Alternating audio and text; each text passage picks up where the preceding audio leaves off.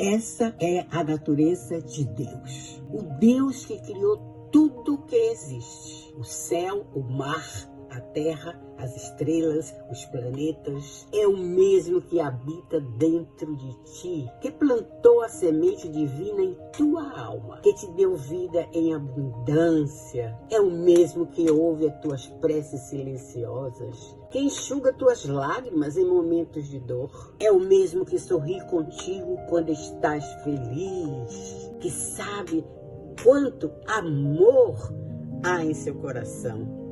Esse Deus te conhece por inteiro. Ele é o seu Deus.